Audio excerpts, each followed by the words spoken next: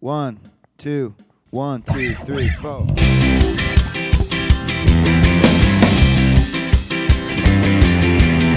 Hey everybody, this is Sam Jacobs. I am the founder of the Revenue Collective, and I'm the Chief Revenue Officer of a company called Behavivox. You're listening to the Sales Hacker podcast.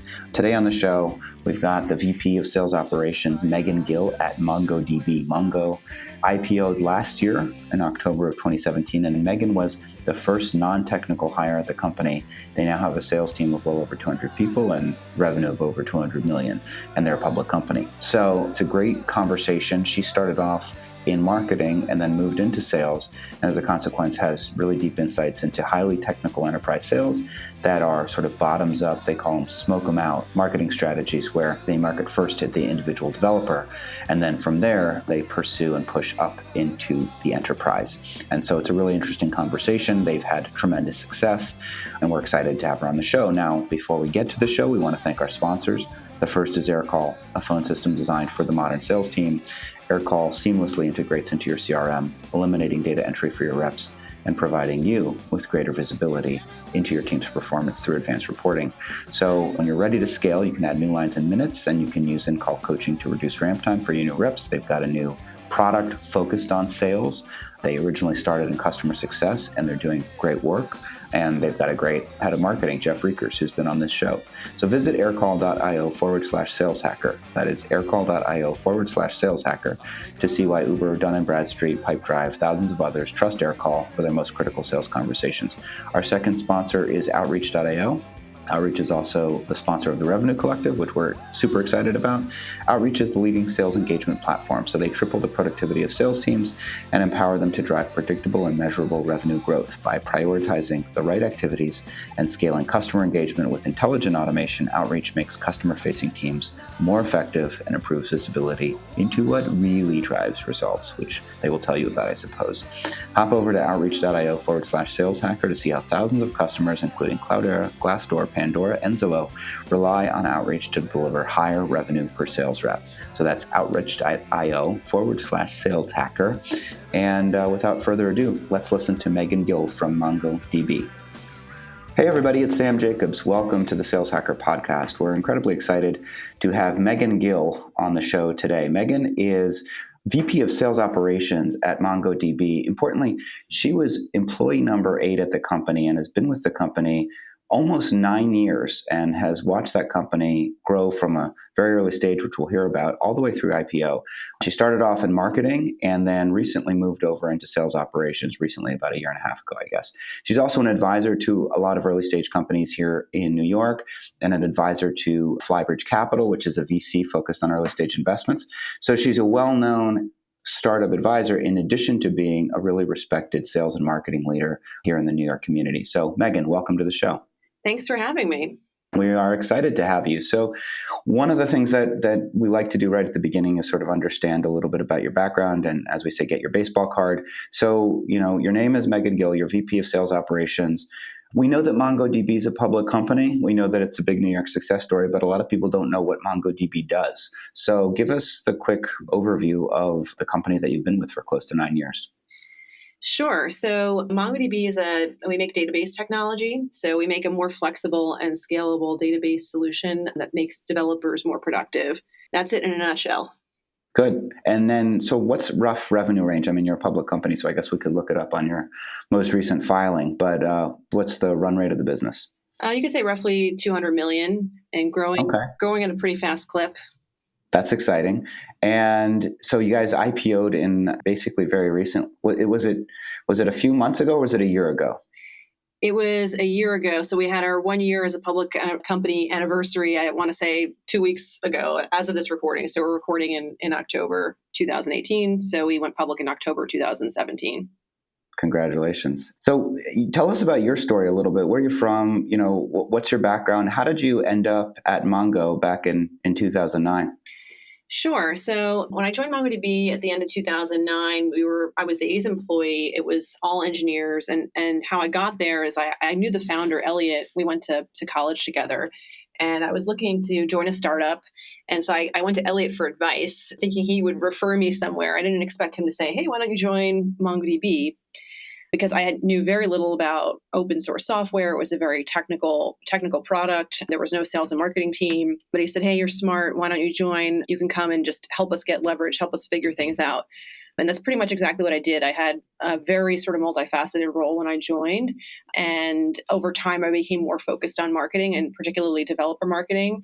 And then over the years, I ended up running multiple teams. I ran developer relations, I ran demand generation, I ran events. And then about a year and a half ago, the CEO and the CRO asked me to take on sales operations. And again, I was like, I know nothing. Sort of similar to when I joined MongoDB. I was like, I don't know anything about sales ops. I know I'm fairly analytical from having run demand generation. And they kind of gave me the same spiel. They were like, well, this is a great opportunity for you because you'll learn a lot about how the sales organization is run.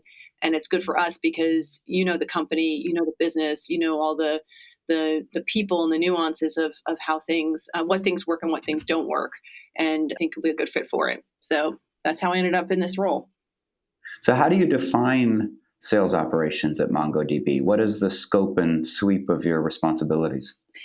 Sure. So my role is it can be a bit of a catch-all. And actually it's funny because I was thinking about this as I was prepping for this podcast, that one of the things that was great about the early days of MongoDB is that whenever there was a problem that wasn't engineering related, I just had to go figure out how to fix it. And it drove this sort of high degree of accountability and problem solving. And I think that's sort of the same concept in sales ops, is that, whatever sort of needs to get fixed, it's my job to fix it. But the scope of my role is really the systems, the reporting, and the analytics to support the sales team and to get the highest productivity out of the sales team we possibly can. So that's my mandate. Tell us about the sales team, because it's got a lot of different pieces in it, particularly given such a complex sale. Sure. So at a high level, we divide our sales team into two main segments. We have a corporate segment, which is calling on companies today with less than $750 million in revenue. Next fiscal year, we're going to make some changes, which I can talk about. And then we have an enterprise organization, which calls on 750 million plus, and they're out in the field. They're organized geographically. So we want to optimize for, reps in Dallas calling on the customers in Dallas and so forth.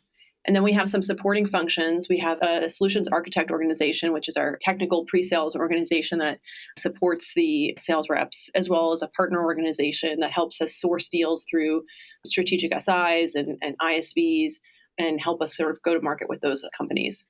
And tell us, so this is, all very, very interesting, particularly for myself, given that I run a growing enterprise sale that's highly technical. So some of these questions might be very self-interested, but Sure.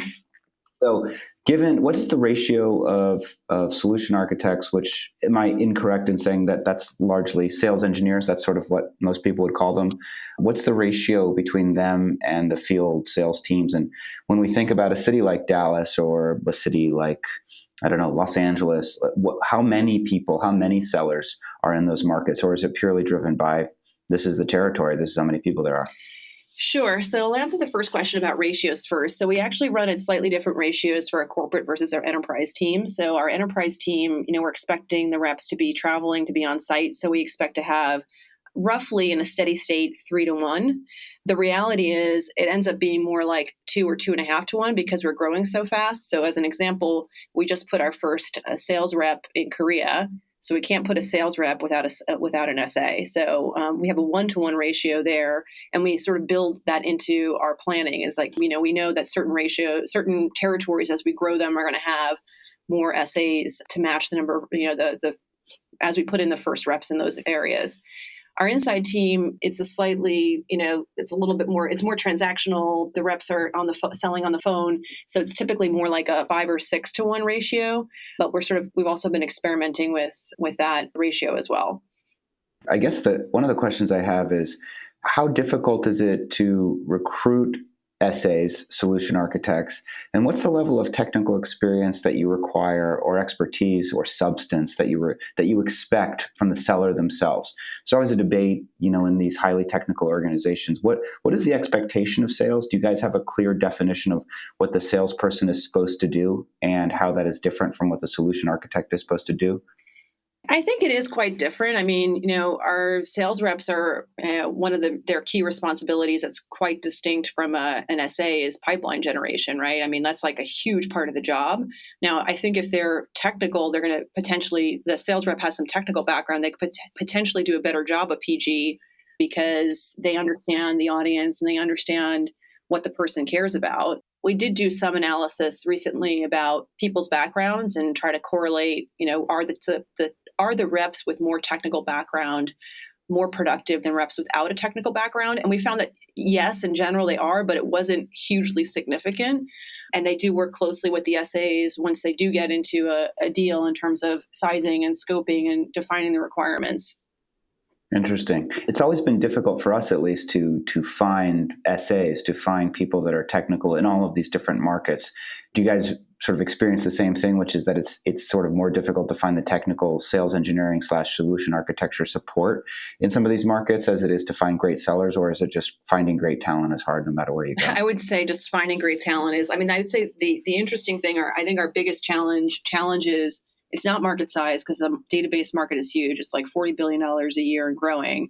And I think the product is great. Our biggest limitation has been finding talent in engineering and sales, SAs, and in all functions to grow at the rate that we want to grow. Yeah, well, I think that's a common situation for a lot of high growth companies. You guys are, it's a large organization. You started as the first non-technical hire. Walk us through some of the phases of growth, because I think, you mentioned there have been some sort of shifts, and I don't know if they're called pivots, but certainly there have been inflection points in the growth of MongoDB. Give us a little bit of that experience as it's been over 9 years. Sure. I mean, when I joined, we had no sales reps. We probably hired our first sales rep, I want to say like 6 or 12 months after I joined. And those reps were really very reactive. I mean, we had I was running marketing programs, so I'll toot my own horn. I thought we were doing a pretty good job of marketing. We had a lot of inbound demand. And so they were really managing that inbound demand. And we, over time, built a sales organization, and we did split it between an inside organization and a field organization. And one of the early iterations, they were actually, you could consider them kind of overlays. So they were covering the same accounts, but they were split based on the size of the deal. And I actually thought that was a pretty not optimal configuration, because people would do funny business to make sure that the deal was on, I forget what the threshold is. Like, let's say it was a 50K threshold, and inside was closing less than that, and outside was closing deals bigger than that. So that created situations where people were trying to hang on to deals or move or change the size of the op so that they could close it. So then we changed the configuration of the sales organization to be based on revenue. So our inside team had sole responsibility for companies less than a certain revenue threshold, and the outside team was closing deals above that threshold. And over time, we kept raising the revenue threshold. And then we saw something else happen, which I alluded to earlier, which is that even though our threshold got all the way as high as 750 million in revenue, our inside team has had the most success with companies with less than 100 million in revenue. So we're actually doing something counterintuitive. We're saying, hey, we want you to focus on where you're having success. When they're having a lot of success, they're actually quite productive, the inside team. Let's focus you on the low end on accounts less than 100 million. It doesn't mean that you're the JV team. It just means that you found your sweet spot. And let's give the enterprise team a chance to go after the accounts that, basically you're not focused on, you're not spending enough time on. Let's give the enterprise team a crack at those. So I've seen sort of multiple iterations and different ways to structure the team. And even though we're a public company, we're still iterating on it. Yeah, I'm sure. And, you're known in many ways. I mean, I guess for most of the time at Mongo, you were doing marketing. And you guys have an interesting go-to-market model because it's sort of developer-driven. So walk us through, that, because, you mentioned you were working on demand generation. Like, walk us through the model for how MongoDB identifies an opportunity and how you became good at figuring out how to market to developers. Sure. So our approach has been to create like a really amazing customer experience and an amazing experience for developers. So MongoDB is open source, and we treat open source almost like a freemium model. So you can get up and running and try MongoDB and build applications on MongoDB, either with our open source version, and now we have a cloud product called MongoDB Atlas, where there's a free tier, so you can very quickly get up and running with the product. And that's how we generate demand, because we make it really easy for developers to use. And the way we think about sales is the sales reps are really looking for what we call smoke, as in when there's smoke, there's fire. So they're looking for accounts where there's activity. It could be, developers just tinkering around, and they're going and talking to those developers, finding out what kind of projects there are, and then pillaring up to a decision maker or somebody more senior to talk about a more strategic deal. What is the benefit of going from sort of free open source to paying? Is it security and sort of some of the InfoSec and some of the things that an enterprise cares about, or there are different features? Sure. So there's really two routes you can go in terms of paying for MongoDB. If you're running on-prem, you're probably going to have security requirements. You're going to have operational requirements. So we offer an on-prem product called MongoDB Enterprise Advanced, which includes advanced security. It includes a tool called Ops Manager that lets you, manage and run MongoDB, within your data center. And then if you want to go to the cloud, we offer a tool called MongoDB Atlas, which has a free tier. The nice thing about Atlas is that it automates and handles a lot of the operational things that a technical team or an operations team would need to do in order to run MongoDB on their own. And it's integrated with AWS, Google Cloud, and with Azure. So the nice thing is that you can run it on any cloud that you want, and you have flexibility to be on multiple clouds. What are your key insights from running developer marketing for so long and from running demand gen? Get us in the heads or the minds of the developers, and what are some of the great marketing programs that you run? Just really curious, because you didn't formally have a marketing background, but you spent a lot of time, I would imagine, putting yourself in the mind of either a decision maker, a sort of an engineering manager, or a developer themselves. What was that like, and what are some of the key insights that you drew? I think the key insight is, developers, they don't really like being quote unquote marketed to, but they are really hungry for information and for learning and for education. So we took that angle in pretty much all of the marketing programs that we did. So as an example, one of the early successes was doing these one-day developer conferences, which we still do. The early ones, I'd probably be embarrassed to look, if I were running that event now, I'd probably be embarrassed, as it was the production value was so low and was so minimally branded. But it didn't matter, because people were there to learn. They were there to figure out how they could solve their problems with MongoDB, how they could build applications more efficiently. So that was an early marketing win. And then, another key marketing initiative, which is still really an important part of our go-to-market, is our MongoDB University. So we offer free online courses where you can learn MongoDB. And we've had over 1 million people register for a course to learn MongoDB. So again, it's to me, I think about the educational angle has been really effective for working with developers. What is the narrative that you've constructed, given, again, like many people, I don't think you majored in marketing and you didn't major in sales, certainly, because that's nearly impossible to do.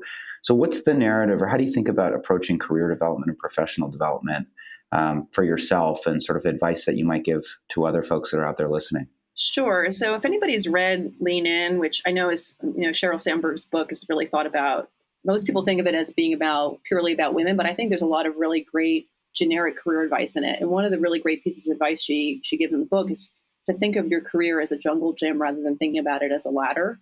So in my case, I could have just kept going up the ladder and learning more and more about marketing, but I actually decided to take a step to the side and work on sales ops to give me a broader perspective. Similarly, I think a lot of people get really honed in on things like titles, what's the role? Am I going to be VP of marketing or VP of sales? My perspective is better to be in a company. Who cares about the title? Who cares about the role? If you're in a company that's growing really quickly, there will always be new opportunities if you're doing a good job and you're adding value, which is the experience I had. I've had a chance to do multiple things within marketing and now within sales. So I would say that the two pieces of advice are, think of it as a jungle gym, not a ladder. And secondly, to think about joining a great company is so much more important than the specific job title or job description. Was there a point at MongoDB when it became clear it was going to be this IPO opportunity? Is there something you attribute that success to, or is it really just fundamentally you built a great product and you guys just continue to iterate and figure out how to serve your customers better? Well, that's an interesting question. I think most people, when they're joining a startup, are hoping for a great outcome, like an IPO. I think for us, yes, product was there, strong go-to-market. And then also just the size and the scope of the market. I mean, we think we're only capturing a very small percentage of the overall database market, which is, over 40 billion. So if we keep executing, then we can continue to grow at the pace that we're growing. It's a great outcome. So congratulations on it. One of the things that we were sort of talking about before and that you mentioned in a note to me is talking about moving from a funnel framework, which I guess Brian Halligan at HubSpot was mentioning, to a flywheel, and how companies need to focus on customer delight. Are you guys doing that at MongoDB? Walk us through how you're thinking of it, which is often, I guess it's sort of like a marketing framework, but probably also relevant to the sales organization. Yeah, so I just recently watched Brian Halligan's keynote at Inbound, where he talks about going from funnel to flywheel. And I think this is really indicative of how the market is changing. I mean, it used to be that the person who had all the information and held all the cards was a sales rep. They knew everything about the product, about the market, about the competition. Now it's a lot easier for people to get that kind of information on their own. And it does put sales at a bit of a disadvantage. And it means that, what's become the most powerful form of sales and marketing is customers who are talking about the experience they're having with your product and generating virality. So I think that means that as salespeople and as marketers, we need to reorient towards creating an amazing, positive customer experience so that our customers will refer people and talk about the great experience that they're having. So that can manifest itself in many ways. Like, one way, for example, was having a really strong customer success organization that's integrated with your sales organization, which is something that we have.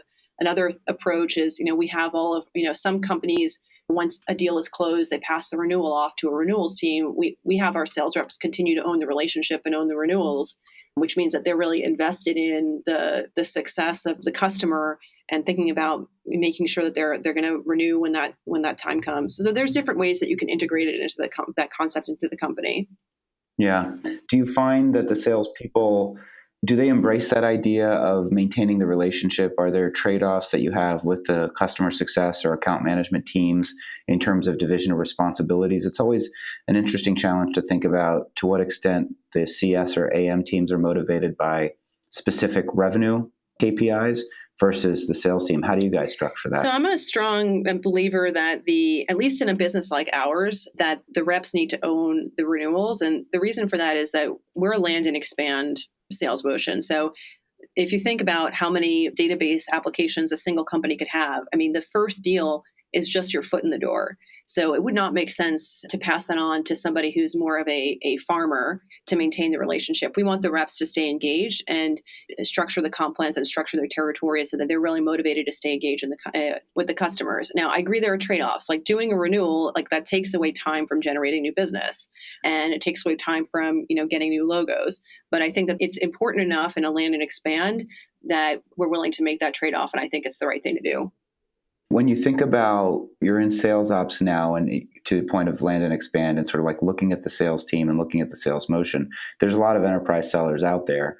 And you're in this unique role because you're in sort of the ops function. So you're looking out at the productivity of all of the different sellers and sort of what makes success and what doesn't. And you said that you've done some analysis trying to determine if technical background or some level of technical knowledge helps people perform better. What are the other insights that you've gleaned looking at sort of sellers from this analytical objective perspective in terms of what makes a great seller, who your most successful people are and why, and what lessons can you share with the audience? Sure, I can share. I mean, one sort of counterintuitive insight we had, and this has less to do with the people and the profile, is around focus. I think we're big fans of focus at MongoDB. So we did an analysis to figure out, okay, I think intuitively you would think if I give someone a bigger patch and more opportunity, they're going to be more productive. We actually found pretty much exactly the opposite, that the fewer accounts somebody has, the more productive they are. And it actually makes sense to focus people on a handful of really good accounts where they can get deep and they can maybe say qualify out quickly or qualify in quickly.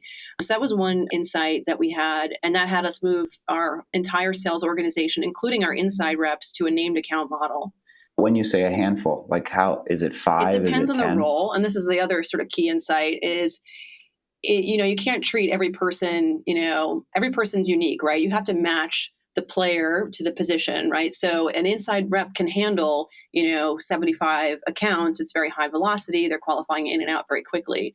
Our enterprise team, they're more focused on, 15 or 20 accounts. And even 20 could be a lot of accounts for them to handle if they start getting really deep in them.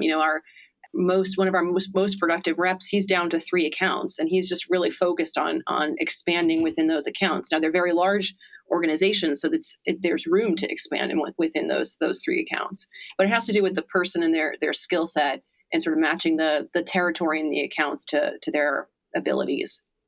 How early did you guys go field, and did you struggle or how did you address the struggle of a growing company, venture backed, with all of these people that you're hiring that don't work in the office, and sort of imbuing them with the MongoDB culture at the same time that, you've got 150 people around the world, you got somebody in Korea, different time zones. How do you guys address that challenge of sort of cultural scaling with field salespeople and people that don't work in home base? It's not easy, for sure. We do bring people together for QBRs centrally. I mean, we bring all of the sales leaders together. We have one in Europe and one in North America where they're with the head of sales, some of our board members, our CEO.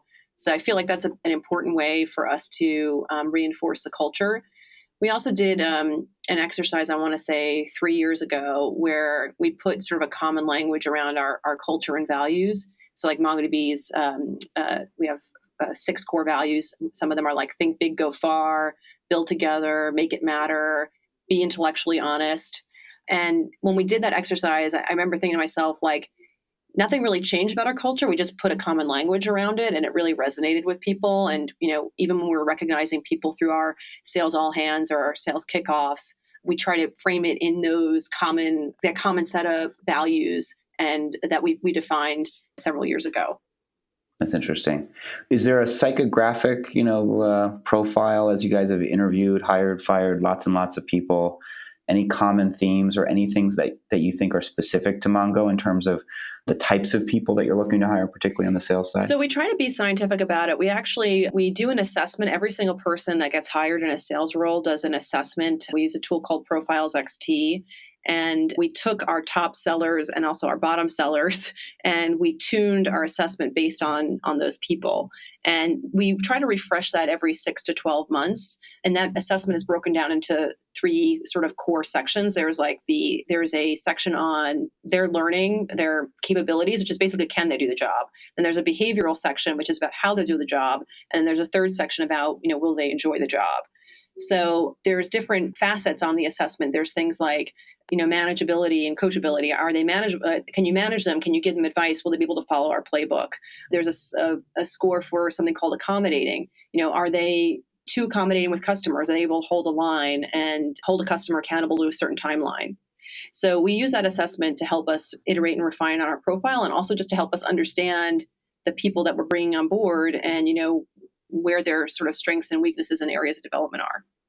And does it inform I would imagine it informs the interview process in the sense that if you determine that accommodation is a bad thing, then you find ways to test for that. And I guess the other question is sort of, is it exclusively behavioral, or are you doing a lot of case studies and kind of assignments to gauge their ability to match to the profile that platform is delivering to you? Our interview process is pretty rigorous. So they have to do the assessment, they have to do interviews, and then they also do a challenge. So they actually come in and do a presentation and do a pitch as if it were to a customer. We're really trying to understand if they'll be successful in the role. And the other thing about these steps in the process is it also helps them qualify us. Like, are they going to enjoy doing this kind of work? The process of putting together the challenge helps them qualify as well. So it's a combination of all of those things. And like you said, like you may see on the profile that somebody scored particularly high or low on a certain facet. And then you have to think about, well, if they have a certain score or maybe they have a certain experience gap, can the manager help cover those risks because the manager has that, experience. So it's also about, again, player position. Like, if they don't have experience doing a multi-stakeholder sale, but the manager has a lot of experience with that, then maybe we're okay. But if it were the case that neither the manager or the rep had that experience, then, we might be in trouble. Do you guys use any kind of specific methodology when you're selling to the point of the multi-stakeholder sale? Are you using value selling or Miller-Hyman or anything like that? So we have a few different frameworks that we use. We worked with a consultancy called Force Management to come up with a value framework.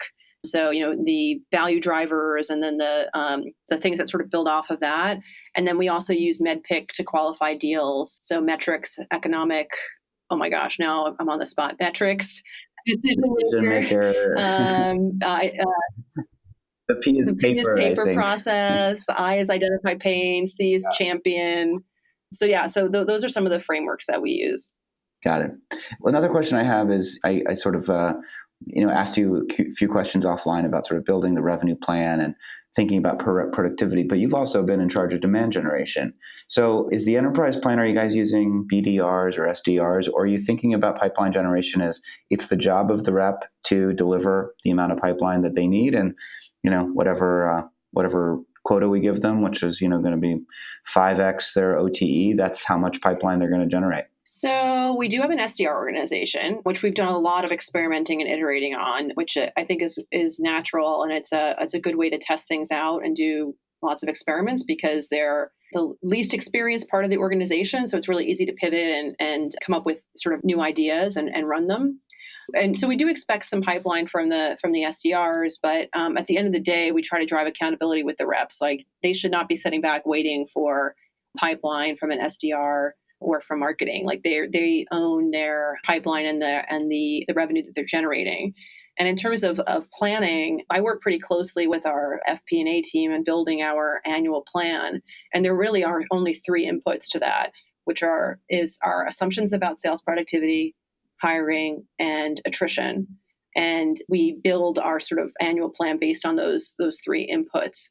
And, what I can sort of provide to the FP&A team as they're building that is, okay, we're going to create this hiring plan, is then we'll actually go and stress test it with the sales leaders. Like, okay, let's actually build an org chart that gets you to whatever, 150 EAEs this year. Is that realistic? Do we have the management capacity? Do we have the regions that we want to open up? Will we have enough solutions architects? Things like that. So there's a little bit of back and forth that happens between the finance team and the sales organization. And I would assume that in terms of sort of like demand generation, like to the point of named accounts, it really comes down to territory design and making sure that each person has the right number of named accounts to get to whatever number you expect them to get to. And that your job in ops is almost to provide that reassurance that, listen, we're very, very confident that this group of accounts will get you to the number that you need to get to. Does that sound accurate? It's interesting you bring that up because we're spending a lot of time thinking about territory planning right now and doing a better job and a more sort of scientific job around territory management. So we consider territory management, it's ultimately the job of the RD to assign the accounts because, as systematic as we could be in terms of identifying data, there data that indicates a good account. You have to also be able to match the accounts to the people. So it's that player position concept, right? You wouldn't give, a rep with very little field experience, an account like a big bank like Morgan Stanley, for example, because you're just setting them up for failure.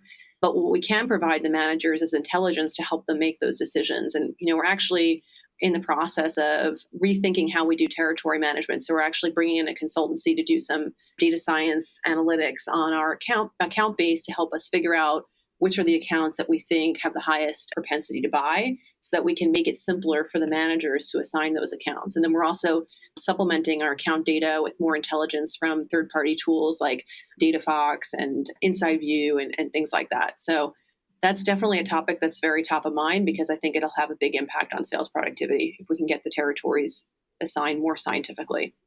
Yeah, absolutely. Beyond Mongo, you're an advisor to a bunch of early stage companies. What are some of the trends, patterns? What have you observed as an advisor, maybe separate from your experience within MongoDB, that determines, in some ways, where you're finding that companies are successful or unsuccessful? What are the common themes as you've been more a part of the startup ecosystem, given the success of MongoDB? What have you seen? Yeah, it's funny. I've been advising these early stage startups. Like one, for example, was called Concord. They got acquired by Akamai. Another is called Honeycomb, which is a product to help developers get insight into performance issues. And those are pretty, like MongoDB, pretty technical products and have technical co-founder or technical founders who, may not have a lot of experience with sales and marketing. And in the case of like Honeycomb, the CEO and founder Charity Majors, like she's pretty amazing. Like she's an engineer by training, but like she has incredible marketing instincts because she knows the developer audience so well. But in terms of like the insights, I feel like the startups and the founders that do really well that are coming from that technical background are the ones that are trying to figure out what are the best practices, like what are the right ways to build a sales and marketing organization, and really thinking about it critically. I think you asked offline, like, what's some startup advice that you think is total bullshit. And I think a trend right now or a theme right now is like, hey, just build an amazing product. It's all about product. And then your product's going to go viral and you'll succeed. And I think that may be true for a small subset of products that have some inherent virality and have very little competition. But for most of us, mere mortals, we need sales and marketing, and you need to generate demand. And if you're not doing it, your competition is doing it and you're missing out. So I think that those founders that start thinking about it early and try to learn as much as they can and are open to feedback are the ones that are really successful. It makes perfect sense. There's a part as we sort of think about, paying it forward and some of the influences that you've had and maybe some of the content that you've created. What advice would you give to other folks? Are there books that you've read that have been particularly influential, or even mentors that you want us to know about? Sure. So, I thought of two things I thought were pretty interesting. One is a podcast called 99% Invisible. I don't know if you've ever listened to it, but it's all about design and the things that you may not notice around you that have actually been designed or thought about at some point. So an example would be there's a really great episode about the calendar. Like, why do we have 30 or 31 days a month? Why do we have 12 months? And it talks about the different experiments that have been done around different kinds of calendars. And there was actually someone who worked at a railroad that came up with a calendar that was 13 months, where each month was 28 days, and it made it a lot easier to manage timetables. And that calendar was actually adopted by Kodak, I think, as recently as like the 80s. And the reason I love this podcast is it gets you out of your head in terms of, what you think is a best practice or what you think is normal, because that's the way you can innovate, is when you can step aside and say, hey, this is the prescribed best practice, but why do we do it this way? Do we have to do it this way? So I really appreciate that podcast. It's called 99% Invisible. The book I would recommend is Predictably Irrational by Daniel Ariely, it's sort of similar in that it again gets you to rethink conventions, and it's all about the ways in which humans do things that seem counterintuitive. And if you can understand human behavior, I think that's sort of necessary to be a good sales or marketer. So that would be my recommendation. Those are, so just repeating it back for the audience, Predictably Irrational, and then 99% Invisible is the podcast. And in terms of, sales leaders or even marketing leaders or any kind of leader, who are some of the people that have been particularly influential that, we should know about? We should kind of Google them, look them up on LinkedIn, one or two folks that you think have been particularly important. Well, I definitely learned a lot about marketing from MongoDB CMO Meghan Eisenberg, who's pretty well known, as well as our former CRO, Carlos De La Torre, who's now the CEO of a company called Vera Security. So I thought it was pretty cool, by the way. He's well known. He's famous. I hear about him all the time. Yeah, and it's pretty, I think it's a pretty amazing success story. Like, I was really bummed when he called me and said he was leaving, but when I found out he was becoming a CEO, I was like, well, I get it. The other big influence on me is actually my father-in-law, Phil Naray, who's had many marketing roles. He's the head of marketing now at a company called CyberX out of Boston. So it's really fun over Thanksgiving and other holidays to be talking shop, talking about conversion rates and outbound versus inbound SDRs and things like that. Absolutely. Are you from the Boston area? I'm actually from New York originally. I grew up in Queens. My husband's from Boston. Okay, cool. Awesome. Well, listen, Meghan, thank you so much for your time on the show. We really appreciate it. Congrats on the success at Mongo. Your career has been really, really inspiring. And any final advice for people? So you mentioned the Jungle Gym, you mentioned Sheryl Sandberg. Any last parting words of wisdom before we hit the stop recording button as people think about, how to be you, maybe even particularly for some of the women out there that are trying to navigate either a career in sales and marketing? I guess my advice would be to be bold and just sort of go for it. One of my personal mottos is ready, fire, aim. So don't worry so much about being perfect or having the perfect plan. it's better to take action, even if the action is wrong, and learn from it, because inaction is also a decision, and you'll get better results if you just keep trying and iterating on it. So just go for it and be confident. Absolutely, we will do it. I assume, given what you just said, that you guys are growing. If people want to get in touch with you, either to seek you out for mentorship, to ask you questions, or even to apply for a job at Mongo, is there a preferred channel through which people should approach you? Is that okay? How should people reach out if they heard something that they liked on this podcast and they want to connect?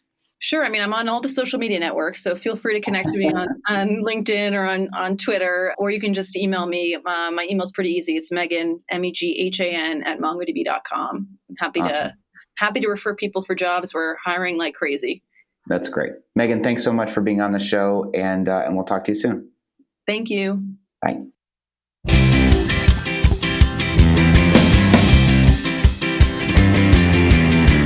Hi team, it's Sam Jacobs. This is Sam's Corner, another great interview, this time with Meghan Gill from MongoDB. She was the first non-technical hire at that company, and she helped them go public.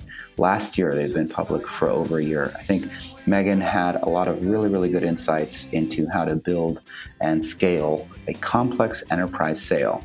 And one of the things that she mentioned is it's a heavy field sales organization where they put a lot of emphasis on the sales rep themselves to generate pipeline. In fact, that's one of the core responsibilities. They have a one-to-one relationship between the salesperson out in the field and the solution architect, which is the sales engineer, which is the technical person that actually knows what the hell's going on. So one-to-one, and so they have equivalently, if they have 150 people out in the field, they have 150 solution architects. Although I think she mentioned that the ratio was sort of ideally 3-to-1, so maybe they have 50 solution architects and my math is wrong. The point is that when you're doing an enterprise sale that's highly complex, highly technical, you're going to need to provide and invest in technical support. And part of that go-to-market motion is investing in sales engineering and support to assist the sales team. Now, they did some analysis, and this was really interesting, and they found that people with technical backgrounds in sales did do better. So they did better, but not a ton better. Nevertheless, it's pretty clear in the modern age that if you don't have technical experience of any kind, you're at a disadvantage relative to everybody else. And finally, I think what's really interesting is that they figured out that the smaller the territory, the more productive the rep. And I think we've all probably had some notion or some intuition that might be true. But, their enterprise sellers are managing, she said 20 was a lot, and I would think 10 to 15. And she said their top seller manages just 3 accounts. And it sounded like one of them was a really big investment bank. So if you guys have ever tried to sell to investment banks, you understand why that's important. There's so many different people making decisions, so many different little pockets of budget, and it's really, really difficult. So make sure that when you're thinking about your territory design and your named account strategy, that you have the right ratio for the size of the deal. For a truly complex enterprise sale, you might think about a territory that's really only 10 to 15 named accounts if that seller is a land and expand model where they can grow the account over time. So before we go, of course, what do we want to do? We want to thank our sponsors. They're the reason we all get to breathe oxygen, etc. Big shout out to AirCall, your advanced call center software, complete business phone and contact center, 100% natively integrated into any CRM, and Outreach, a customer engagement platform. They efficiently and effectively engage prospects to drive more pipeline and close more deals. If you want to get in touch with me, please do it. A lot of people have been reaching out to me, and it's fantastic. You don't have to just give me positive feedback. You can tell me, hey, these are the types of things that we want to hear on the show. We've gotten a lot of feedback. We're working on new formats because of that feedback. So if you want to reach me, you can find me LinkedIn, Twitter, anywhere you want. LinkedIn's probably the best. It's linkedin.com, the word in, I-N, and then /Sam F. Jacobs. LinkedIn.com/in/Sam F. Jacobs. If you want to talk to me about Washington sports, politics, or the singularity, you can find me on Twitter @Sam F. Jacobs. I'll talk to you next time.